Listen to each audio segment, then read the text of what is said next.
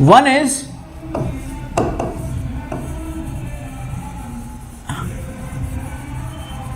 SS overlapping, one is SS overlapping, one is SS overlapping. SS overlapping को समझते, याद रखिएगा SS overlapping. Obviously this is called internuclear axis beta. This nucleus and the line which is passing through both the nucleus, this is called internuclear axis. ये internuclear axis कहलाता है. This is known as a internuclear axis. इसको हम internuclear axis के form में जानते हैं.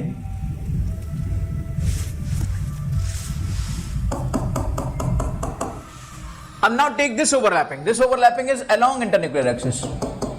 देखिए ये भी ऐसे है and this is also along internuclear axis. So this overlapping is along internuclear axis. Along internuclear axis. So this is making a sigma bond. जो यहां से जो बन रहा है that is basically sigma bond. ये आपका सिग्मा बॉन्ड होता है. यहां से जो बन रहा है that is basically sigma bond. Okay.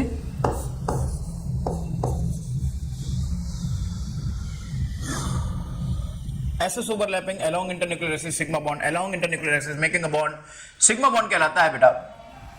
चलिए अब हम इसको और अच्छे से देखते हैं कि भाई और क्या पॉसिबिलिटी, क्या यहां पर किसी तरह से और कुछ बन सकता है. नो. SS ओवरलैपिंग, यहां पे आप एक स्टार पॉइंट लिख सकते हैं. SS overlapping always make a sigma bond. SS overlapping always make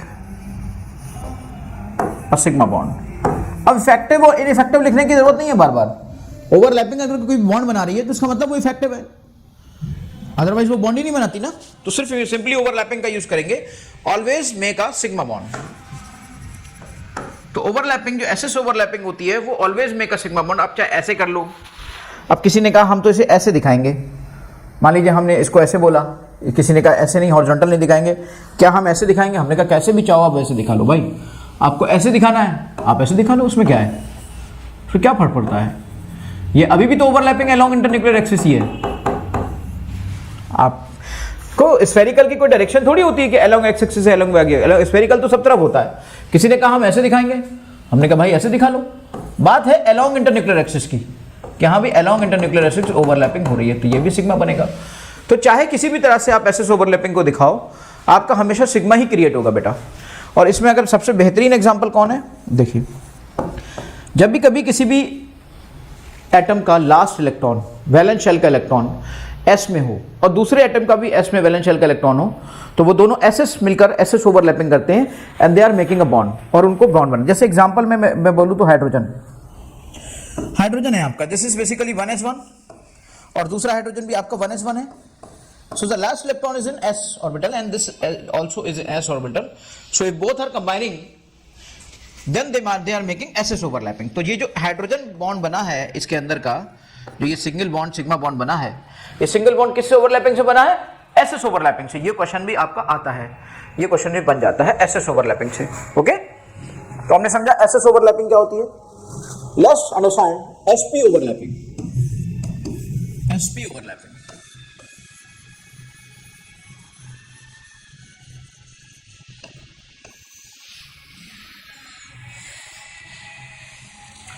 SS overlapping, SP overlapping. अब understand thing. One is S, other one is P. तो obviously P में भी 3, PX, PY, PZ. So one is SPX orbital, SPX overlapping.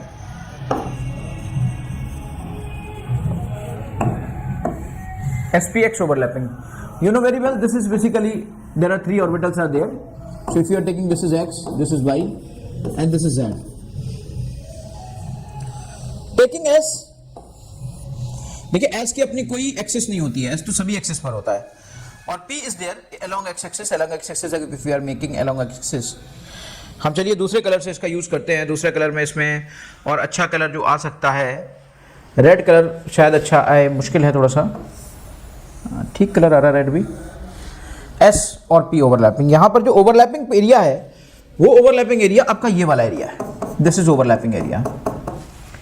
This is along x axis. ये आपका x axis हो गया. And this is your S and this is your P, X.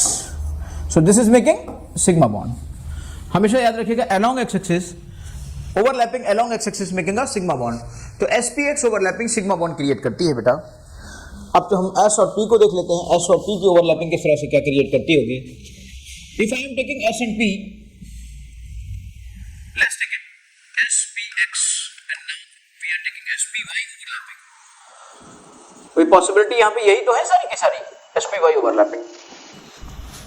sp(y) overlapping means s आपका orbital ये बन गया, ये बन गया s, और इसके अलोंग आपने x एक्सिस आपको बनानी थी। Now you are making a y axis, है ना। तो आप एक काम करें, y एक्सिस के अलोंग कर लें इसको। y एक्सिस के आप अलोंग करेंगे तो आप ये जो है ये आपका पूरा की पूरा चला जाएगा।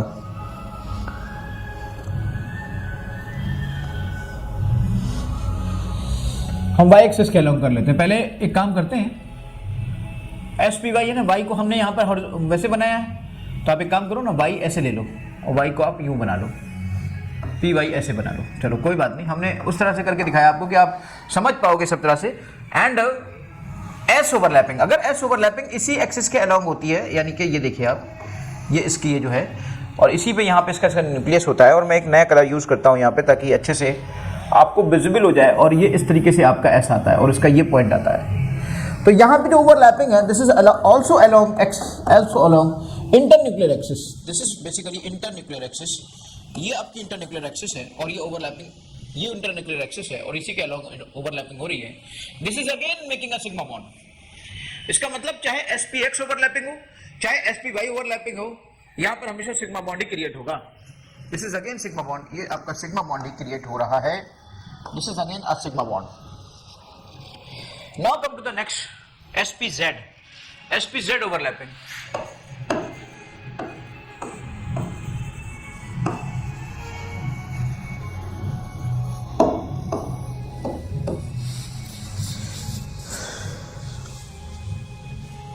sp(z) overlapping, what do you mean by sp(z) z axis? If you are taking in this way, this is your z axis, this is your z axis, और आपकी z axis के along इंटरन्यूक्लियर एक्सिस भी है, and this is your sigma, sorry s, ये आपका s है। s का तो कोई डायरेक्शन होता नहीं है ना, s स्फेरिकल है, तो वो तो चाहे आप z एक्सिस ले लो, चाहे y एक्सिस ले लो, चाहे x एक्सिस ले लो।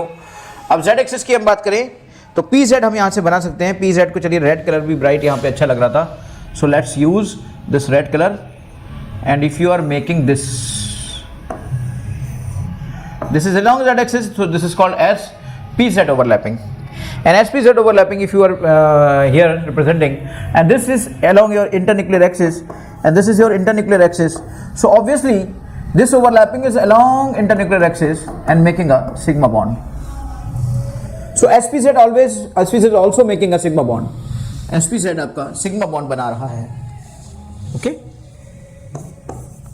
तो यहां तीनों से सबसे एक कंक्लूजन हमारा निकल के आया कि sp ओवरलैपिंग, चाहे sp(x) हो, चाहे sp(y) हो, चाहे sp(z) हो, always making a sigma bond. Means हम ये कह सकते हैं sp overlapping make always make a sigma bond, always make a sigma bond. Okay बेटा, let's understand. Next thing is example, एक और देख लेते हैं। Example, what do you mean example में, इसमें अगर हम देखना चाहें तो क्या एग्जाम्पल हो सकता है, हम इसको एग्जाम्पल को भी और देख लेते हैं। एग्जाम्पल आपका यहाँ पे हो सकता है HCl का, HCl का एग्जाम्पल हो सकता है। H का आप देखिए कॉन्फ़िगरेशन, H आपका 1s1 है। Cl आप देखिए, Cl का आपका 1s2, 2s2, 2p6, 3s2, 3p5, ये आपका 17 का कॉन्फ़िगरेशन आया।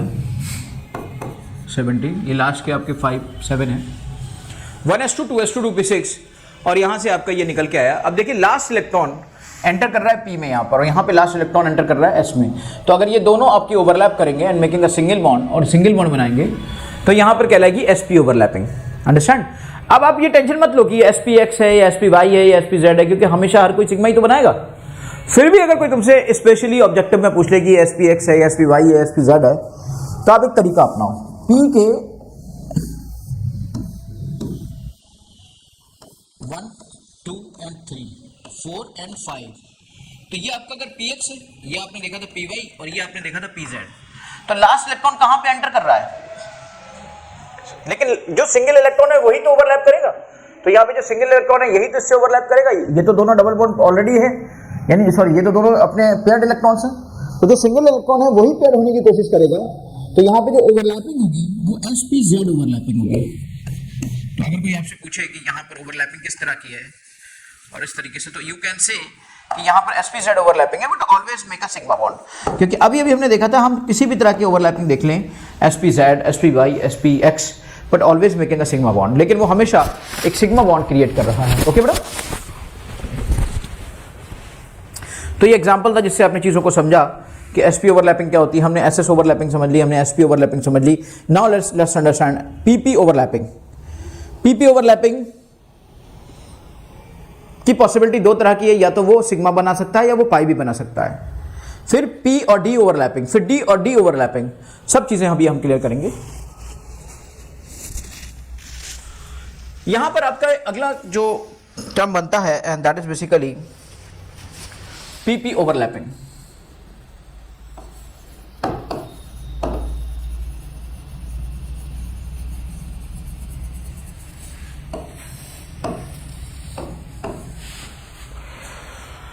PP overlapping, what do you mean by PP overlapping? This is basically along PX और PX overlapping। क्या क्या पॉसिबिलिटी है यहाँ पर PP overlapping में, जरा देखिए ना। P एक बनता है आपका PX, PY, PZ, दूसरा बनता है आपका PX, PY, PZ। कितने तरह की ओवरलैपिंग पॉसिबल है। यहां से जो ओवरलैपिंग बनेगी वो बनेगी आपकी PX, PX ओवरलैपिंग, दूसरी बनेगी PX, PY ओवरलैपिंग, तीसरी बनेगी PX, PZ ओवरलैपिंग, तीसरी बनेगी PY, PX तो पहले ही आ गया, PY, PX, PY overlapping, PY, PZ overlapping,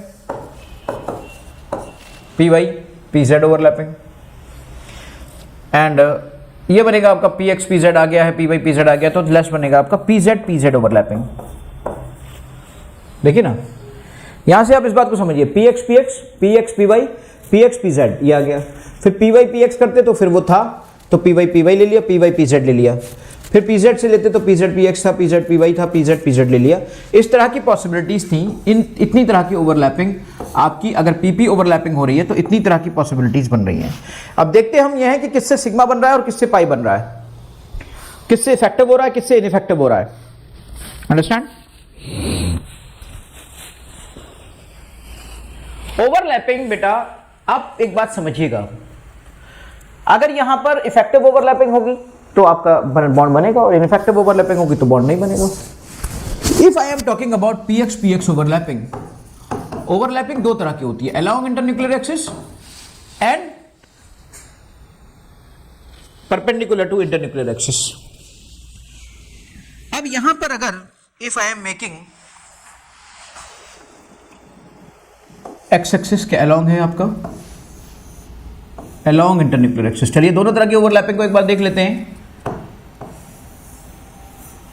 अगर PX, PX इस तरह से अलोंग इंटरन्यूक्लियर एक्सिस करें, this is internuclear axis and this is along and this is x and x we are taking here, x and x both are taking here in this way, this internuclear axis, this is internuclear axis beta and making a sigma bond। अगर आपका इस तरीके से along internuclear axis overlapping होती है तो sigma bond बनता है। अंडरस्टैंड? दोनों ही न्यूक्लियस, ये इसका न्यूक्लियस है और ये इसका न्यूक्लियस है, दोनों के न्यूक्लियस को ये पास करते हुए जा रहा है, दोनों के न्यूक्लियस को ये पास करते हुए जा रही है एक्सिस, तो ये इंटरन्यूक्लियर एक्सिस हो गई। ओके, अब एक काम करते हैं, दोनों हम PX बनाते हैं और इंटरन्यूक्लियर एक्सिस अगर ओवरलैपिंग हमारी परपेंडिकुलर हो तो that is making pi bond. ध्यान रखिएगा इस बात का कि if we are taking here this is PX and this is also PX, this is also X axis and this is also X axis, making a bond, ये भी along x axis मान लीजिए, और यहां पर इस तरीके से ऐसे आता है, both are along x axis. This is also px and this is also px, but this overlapping is basically perpendicular to internuclear axis. ठीक है ना, ओवरलैपिंग ऐसे ऐसे हो रही है, दिस इज ओवरलैपिंग, ये शेल इस शेल में एक दूसरे से मर्ज कर गई, ये शेल इस शेल में एक दूसरे से मर्ज कर गई, this is overlapping, but this overlapping is perpendicular to internuclear axis. This overlapping is perpendicular to internuclear axis. This overlapping is perpendicular to internuclear axis, so making a pi bond. इस तरह से अगर ओवरलैपिंग होती तो ये pi bond बन जाता बेटा. This is called P pi overlapping. This is also called P pi overlapping. P pi overlapping, because दो पी मिलकर एक पाई बॉन्ड बना रहे हैं. सो this is also called P pi overlapping. This is also called p pi overlapping, or you can also say p pi bond. This is also called p pi bond. Though both p are making a bond of pi, so this is simply called pi bond, or this is called p pi overlapping or p pi bond. Okay beta, this is your px and px along internuclear axis. Px is along internuclear axis is your sigma, and px is perpendicular to internuclear axis is your pi.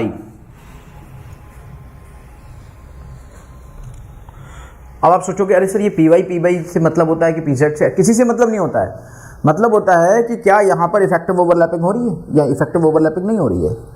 Let's think about it. क्या क्या overlapping possible है उनको हम लेकर समझते हैं चीज़ों को. तो अभी हमने एक्स एक्स को समझा, और एक्स एक्स से हमारा सिग्मा और पाई दोनों क्रिएट हुआ. अगर अलोंग इंटरन्यूक्लियर एक्सिस हो, this is along internuclear axis, यहां पर जो ओवरलैपिंग है ये अलोंग इंटरन्यूक्लियर एक्सिस है. So it is your sigma. This is your perpendicular to internuclear axis. ये है आपका इंटरन्यूक्लियर एक्सिस. जो एक्सिस, इसको मैं अलग से चाहिए तो रिप्रेजेंट कर दूं कि जो एक्सिस आपका यहां से परपेंडिकुलर ऐसे जा रहा है वही अलोंग, ये परपेंडिकुलर हो गया. ठीक है बेटा. Now let's understand P X P Y overlapping. px py overlapping. अब समझिएगा जरा. इट इज योर, ये आपका px हो गया, and this is your py. तो क्योंकि पाई जो एक्सिस है वो तो x के परपेंडिकुलर है ना, मान लीजिए वो ऐसे है. एक यही तो पॉसिबिलिटी बचती है.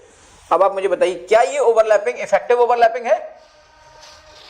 तो ये ओवरलैपिंग इफेक्टिव ही नहीं है, क्योंकि एरिया अच्छा कवर हो ही नहीं रहा है. Ineffective overlapping.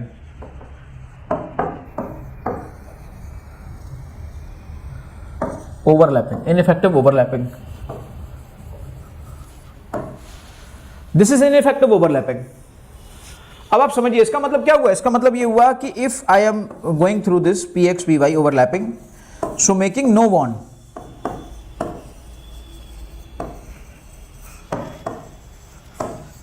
तो सारी पॉसिबिलिटी मैं आपको करके दिखा रहा हूं कि कहां पर क्या पॉसिबिलिटी बन सकती है और किस तरीके से आप देख सकते हैं. Now let's see P X P Z. सभी पॉसिबिलिटीज को हमें देखना चाहिए. P X P Z. P X is along x axis. This is your x-axis, this is your px, and again you have pz. This is your pz. Z means you are having like this. This is your pz. किसी भी angle से pz effective overlapping नहीं बना रहा, ineffective overlapping.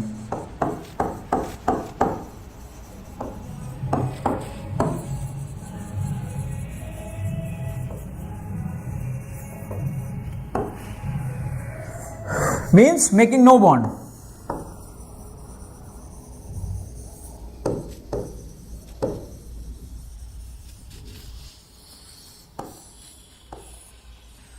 Making no bond. Ineffective overlapping, making no bond. PX PY overlapping, PX PZ overlapping, कोई bond नहीं बना रहा है यहां पर।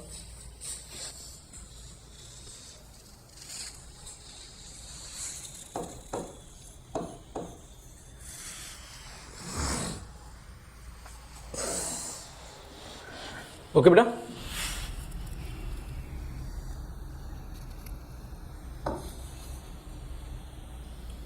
अब बचता क्या है? अब बचा है आपका पी वाई पी जेड।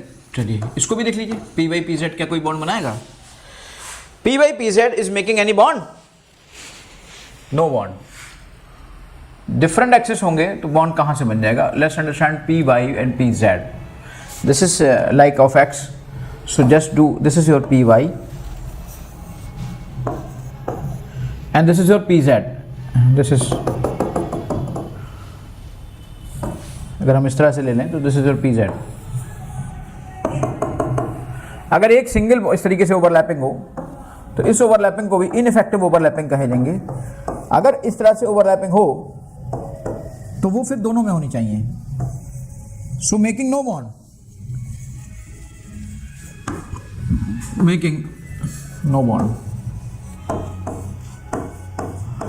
तो जितने तरह की ओवरलैपिंग पॉसिबल थी हमने उन सब में देखा, तो अभी हमें दिखा कि पीएक्स पीएक्सी सिग्मा और पाई बनाने की पॉसिबिलिटी में रखता है।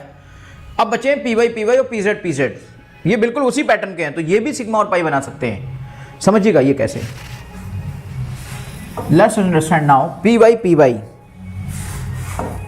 सबसे ज्यादा कॉमन यही होता है, पीवाई पीवाई ओवरलैपिंग। आमतौर पे बुक्स में आपको यही देखने को मिलेगा, लेकिन मैं आपको एक बहुत अच्छी बात बताऊंगा कि अगर ये आपका पी वाई है, ये भी पी वाई है, ये वाई एक्सिस है, ये भी वाई एक्सिस है, सो इसके अलॉन्ग ये आपका पी वाई है और ये इंटरन्यूक्लियर एक्सिस जाएगी और यहाँ से आपका दूसरा ऑर्बिटल इस तरीके से जाएगा, ये पी वाई, ये पी वाई, ये P Y P Y, and this is a kind of overlapping. Understand? This is a kind of overlapping. This overlapping, this is basically internuclear axis, so obviously this overlapping is perpendicular overlapping, so making pi bond. So यहाँ पे हम इनसे ये overlapping से हमें जो बनता है वो क्या बनता है? pi bond बनता है, and this is also called p pi overlapping और p pi bond.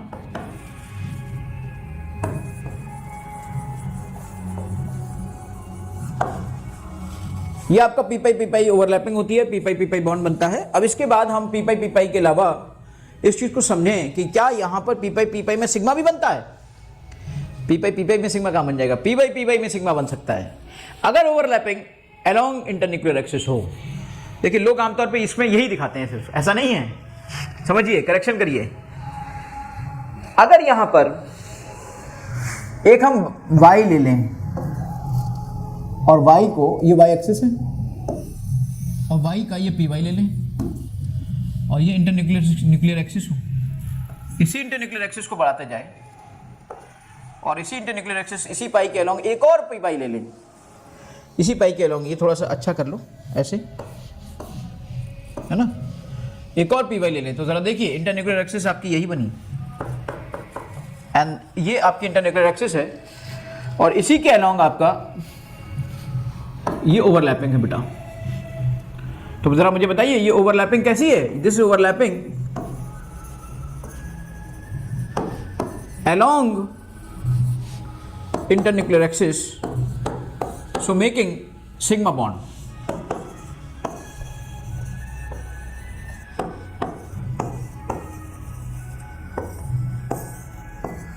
So making sigma bond.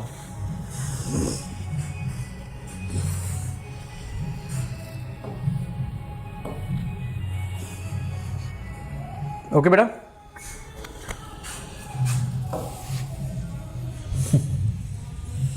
समझिए जरा। तो यहां पे देखिए ये पी वाई ओवरलैपिंग ने यहां पर क्या बना दिया? अब पी वाई ओवरलैपिंग अगर अलोंग इंटरन्यूक्लियर एक्सिस हो जाए तो ये क्या बना रही है? सिग्मा। समझ गए? तो ये डिपेंड करता है कि ओवरलैपिंग कैसी हो रही है, अलोंग हो रही है कि परपेंडिकुलर हो रही है। Understand? Now the one thing is remaining and this is P Z P Z. बिल्कुल इसी तरीके से मैं आपसे कहूंगा कि ये आपका सिग्मा भी बना सकता है, ये आपका पाई भी बना सकता है। ये डिपेंड करता है कि ओवरलैपिंग अलोंग है या ओवरलैपिंग परपेंडिकुलर है टू इंटरन्यूक्लियर एक्सिस। देखिए कैसे,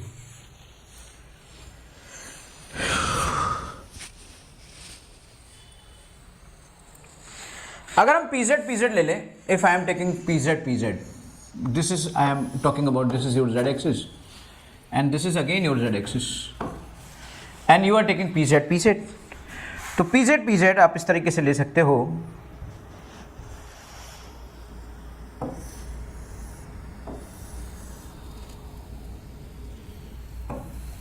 this is an internuclear axis, वो एक्सिस, वो लाइन जो कि न्यूक्लियस से पास होकर जाए वो pz कहलाती है बेटा। जरा देखिएगा, ये देखिए overlapping, this overlapping is basically perpendicular to, this overlapping is perpendicular to internuclear axis. बाप रे बाप, this overlapping is perpendicular to internuclear axis, so making a pi bond. तो इस तरीके से ये पाई बॉन्ड बनाएगा और यहां पे इस तरह की ये ओवरलैपिंग होगी।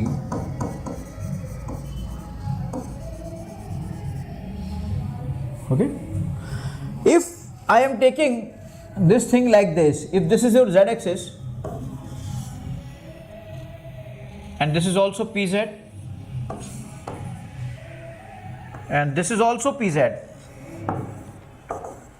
और यहां पे जो ओवरलैपिंग हो रही है वो सिग्मा बनाएगी एंड दिस इज बेसिकली, ये लाइन जो है आपकी, यही लाइन आपकी जो न्यूक्लियस से पास हो रही है, इंटरन्यूक्लियर एक्सिस है। सो यहां पे क्या बनेगा, overlapping along internuclear axis and this is bond making a sigma bond. तो इस तरीके से ये आपका सिग्मा बॉन्ड बन जाएगा बेटा। तो इस तरीके से आपका ये पाई भी बन सकता है, ये सिग्मा भी बन सकता है। तो हमने पी पाई मतलब पी ओवरलैपिंग के हर केस को समझ लिया और समझा कि कहां पे सिग्मा बनेगा और कहां पे पाई बनेगा। Let's understand P and D overlapping. P orbital, अब हमने वो एग्जांपल तो देख लीजिए, उसके एग्जांपल दिखा देता हूं मैं आपको, देख दो। देखिए जितना भी जैसे Cl2 है, F2 है, I2 है, Br2 है, सभी आपके एग्जांपल किसके हैं, पी ओवरलैपिंग के, क्योंकि इसका भी लास्ट इलेक्ट्रॉन इसी में है और उसका भी लास्ट इलेक्ट्रॉन उसी में है। सभी किसके एग्जाम्पल हैं, चाहे आपका O2 हो, N2 हो, ये सब के सब आपके एग्जाम्पल हैं पी ओवरलैपिंग के। Understand?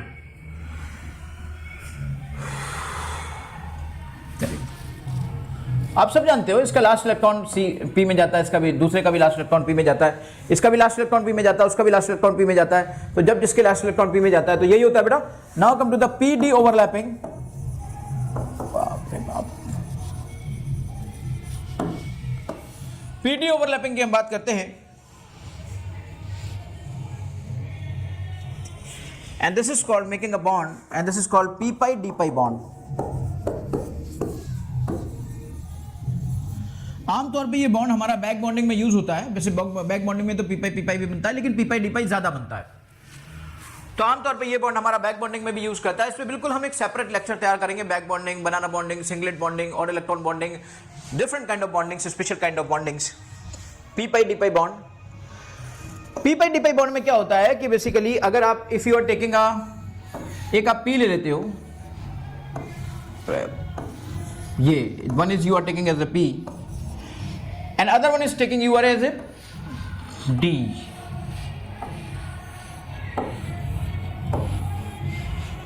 and this is you are here, overlapping is approximately similar to, equivalent to P pi bond.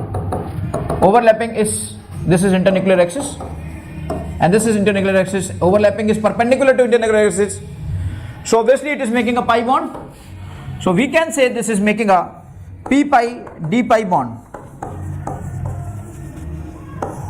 P pi D pi bond. तो इस तरह से आप P pi D pi bond की बात कर सकते हो यहां पर। ओके,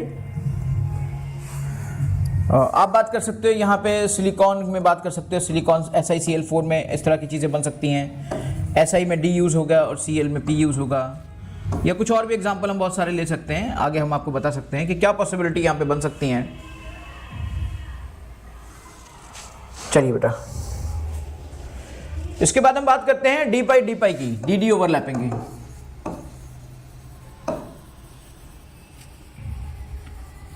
डी ओवरलैपिंग आपकी टू टाइप की ओवरलैपिंग होती है। एक two lobes overlapping,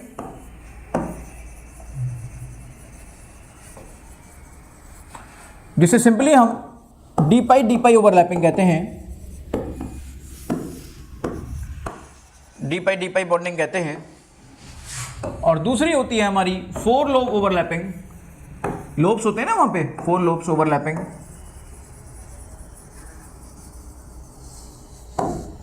and that is called basically delta bonding. ये आपके कहलाती है डेल्टा बॉन्डिंग। ये आपकी टू लोब ओवरलैपिंग है जो कि ये कहलाती है, और ये आपकी फोर लोब ओवरलैपिंग है, that is called delta bonding, और उसको हम डेल्टा बॉन्डिंग कहते हैं।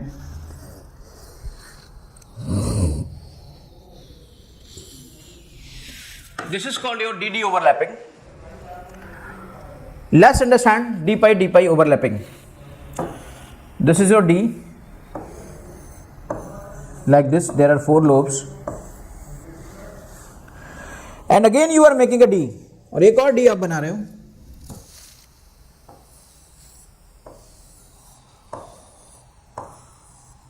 and this is only, देखिए ये पाई टाइप की है, इंटरन्यूक्लियर एक्सिस ऐसे है और ये पाई टाइप का है, तो that's why this is called D pi. देखिए दो डी मिलकर पाई बना रहे हैं, इसलिए इसे हम कहेंगे सिंपली डी पाई बॉन्डिंग। ये पाई टाइप की ही है, इसलिए हमने इसे कहा। लेकिन ये डेल्टा बॉन्डिंग बिल्कुल अलग होती है।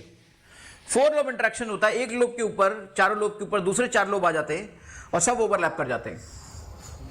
देखिए इसमें कैसा होता होगा। 3D की विजिबिलिटी तो हम नहीं दिखा सकते, लेकिन कोशिश करते हैं कि आप उस चीज को समझ पाओ कि यहाँ पे कैसा हो रहा होगा और किस तरीके से होगा। जरा समझते हैं इस बात को। If I am talking about delta bonding,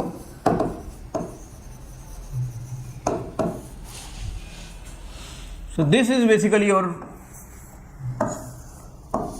ये आपका है, मान लीजिए आपके फोर लोब्स हैं, and again you are making four lobes.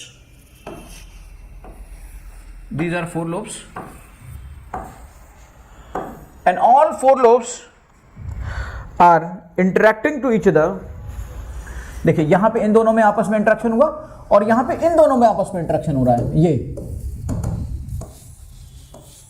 अब मैं इसको डिफरेंट कलर से चाहूँ तो यूज़ कर लूँ कि यहाँ पे इस तरीके से ये ओवरलैप हुआ और यहाँ पे ये इस तरीके से ओवरलैप हुआ, और यहाँ एक अलग तरह का ओवरलैप है। ये देखिए two lobe, four lobe overlapping.